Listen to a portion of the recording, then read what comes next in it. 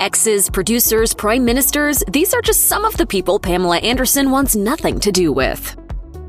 Pamela Anderson split with her second husband, Kid Rock, pretty much before the ink on the marriage certificate had even dried. They headed for the divorce courts in 2006, just 4 months after walking down the aisle together, and they haven't spoken since. And we can understand why after reading Anderson's memoir, Love, Pamela. The Baywatch star recalled the night she and the rocker attended the industry premiere of Borat. Anderson had decided to keep quiet about her involvement in the Sacha Baron Cohen comedy. Unfortunately, her other half didn't appreciate the element of surprise. She wrote, "I forgot about the part in the film that referenced the sex tape. Kid Rock stormed out, calling me a whore and worse. He was embarrassed, and his reaction was not thought through."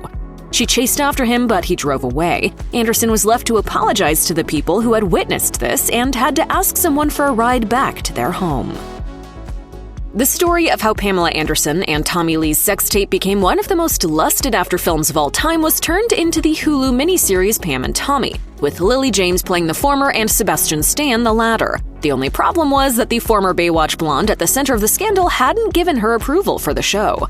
In the Netflix documentary Pamela, A Love Story, the star revealed that having the public violation unearthed again and played for laughs made her feel similar to how she did when the sex tape was swiped and sold. Contrary to rumors, she wasn't responsible for leaking the tape in a publicity stunt, as it was reportedly stolen by a disgruntled handyman. Anderson was upset at having her private life exploited for public consumption once again. While she doesn't hold any bad will toward the actor cast to play her, she does believe the behind-the-scenes team, which includes executive producer Seth Rogen, should be held accountable for making the series without her consent. During a revealing chat with Variety, she described the team in one word.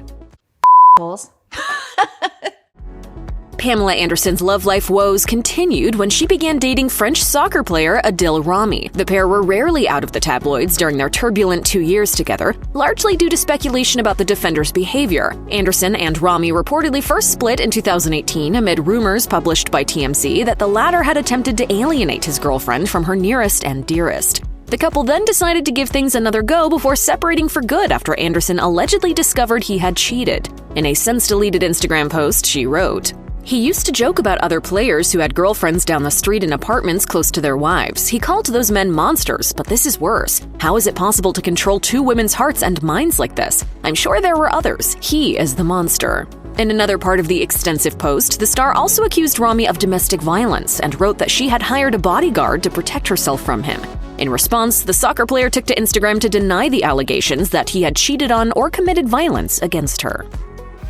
Having forged an unlikely friendship with WikiLeaks founder Julian Assange, Pamela Anderson continued her unexpected foray into global affairs in 2017 when she took aim at the United Kingdom's then PM Theresa May. In a website post titled "Why My Heart Stands with Julian," the Baywatch legend tore into the Conservative Party leader and dubbed her the worst prime minister in recent times. While the piece was written in support of Assange, the star made sure to address the failings of the Conservative Party under May's rule. The star also argued that May was responsible for keeping Assange imprisoned for 5 years in London's Ecuadorian embassy and that she was doing nothing to help set him free. At the time, the Australian was being investigated by the US government for his publication of classified records. He's really an important person to me. In 2018, Pamela Anderson pleaded with the then Australian leader Scott Morrison to help free Julian Assange, and she then went on the warpath after learning of his response. Indeed, Morrison didn't appear to take the issue seriously when the subject came up during a radio interview. When asked whether he'd act upon Anderson's advice, he quipped, "Well, no, first of all, but next, I've had plenty of mates who've asked me if they can be my special envoy to sort the issue out with Pamela Anderson." Unsurprisingly, Anderson didn't take too kindly to his words. In a piece for the Daily Beast, she wrote, "You trivialized and laughed about the suffering of an Australian and his family. You followed it with smutty, unnecessary comments about a woman voicing her political opinion. We all deserve better from our leaders, especially in the current environment."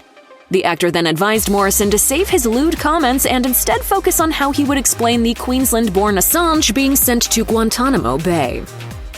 In 2008, Jessica Simpson was pictured sporting a t-shirt emblazoned with the slogan, "Real Girls Eat Meat." The choice was reportedly a swipe at the mostly vegan Carrie Underwood, who was the ex-girlfriend of Simpson's then-boyfriend, Tony Romo. But the publicity stunt also offended another well-known blonde, Pamela Anderson. While appearing on a comedic radio show Down Under, the Baywatch star joined in a conversation about the t-shirt where she got a little carried away with unflattering remarks. However, Anderson later insisted to Access Hollywood that she didn't know which famous face the hosts were referring to and that her comments were only intended as a joke.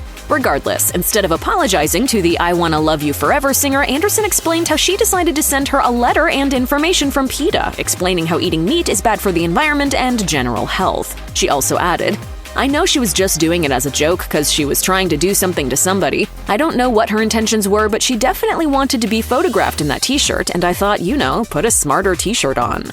In an interview with TMZ, Simpson laughed off the comments and suggested that she also eats her veggies sometimes too. Me. What's up, Doc? In 2016, just a month before he emerged victorious over Hillary Clinton in the presidential election, Donald Trump was caught on tape discussing how he openly gropes women during a chat with TV host Billy Bush. And Pamela Anderson was just one of many famous faces who spoke out about the future 45th president's disrespect toward women. The star was delivering a speech at Oxford University as part of her Take the Pledge campaign regarding the dangers of pornography. When she addressed Trump's controversial comments, Anderson said, "It's terrible, and I've heard other men speak that way, even about me, and it cannot be swept under the rug because how we deal with it and how he is, it's not okay." She also dismissed the excuse that it was simply locker room behavior, adding, "I don't believe that's true of the men who do speak that way. It's got to stop. You've got to have respect for women behind closed doors, around women, and around men." Anderson would later try to get into Trump's good books in the hope of acquiring a pardon for her friend Julian Assange. Like many other female actors who worked in Hollywood during Harvey Weinstein's reign as a powerful producer, Pamela Anderson has a story about the disgraced movie mogul, and it started with a feud over an invisible dog. In 2008, Anderson was cast in the much-maligned parody superhero movie as Invisible Girl, a character that was also supposed to have a dog that went unseen, too. As a keen supporter of animal rights, she had concerns about whether an acting canine would be treated fairly and safely on a film set. Ultimately, the Baywatch star refused to appear if producers used a real-life pooch. During an appearance on Today in 2017, Anderson recalled to the show's host Megyn Kelly how she felt the full force of Weinstein's temper once he heard about her stance. She explained how he called her up and threatened to ruin her career if she didn't do the film. Never in my life have been talked about. And I've had some really bad boyfriends, and I've never been talked to this way. As a regular spokesperson for PETA, Pamela Anderson has unsurprisingly called out a number of celebrities for wearing fur. In 2010, it was Janet Jackson's turn after the Together Again singer posed for a commercial while wearing a mink coat. The Baywatch star told Out magazine, "It's disappointing. She has spoken out against fur before. I don't know why some people stop listening to their heart. I guess some people get greedy, but it's sad." In 2017, Naomi Campbell, the supermodel who famously posed for a PETA anti-fur campaign during the 90s, also came under fire after turning up to a party in a fox fur coat. Anderson told Page Six, "So many animals were anally electrocuted for this coat and sometimes skinned alive. Naomi, I adore you. I wish you wouldn't wear fur. People follow you. You are a fashion icon." Anderson can perhaps take heart from the fact that she has persuaded at least two high-profile fashion queens to say farewell to fur. According to the actor herself, both Melania Trump and Kim Kardashian are now firmly against such attire after listening to her wise words. Pamela Anderson has always been a keen animal rights activist and has often used her power as a celebrity to convert others to the cause. In 2018, she tried to persuade hot-tempered chef Gordon Ramsay to make a similar pledge. Anderson penned an open letter to the Hell's Kitchen star imploring him to remove foie gras at his self-titled London restaurant. The controversial fatty food is made by force-feeding fowl so that their livers expand tenfold and can be legally imported into the UK. Anderson suggested that Ramsay is more than talented enough to be able to whip up other meals that wouldn't need to contain foie gras. To further help her cause, Anderson even suggested a cleverly titled vegan alternative, faux gras, that could go on the menu instead, but the fact the celebrity chef didn't publicly respond to such protestations suggests he paid little heed. 3 years later, he even tried a $777 foie gras-topped burger for his show Gordon Ramsay's American Road Trip, so he's almost certainly still in Anderson's bad books.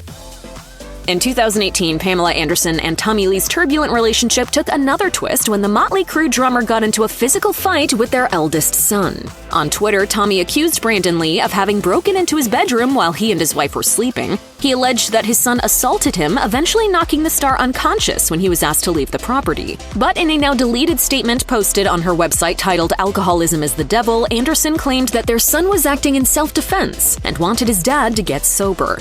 He punched him in the nose for all of us who he has hurt. Now Tommy feels humiliated and is attempting to destroy his own son.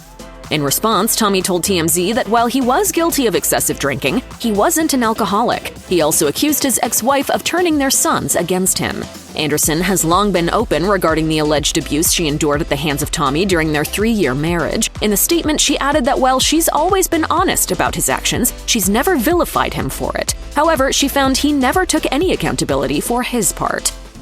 If you or someone you know is dealing with domestic abuse, you can call the National Domestic Violence Hotline at 1-800-799-7233. You can also find more information, resources, and support at their website.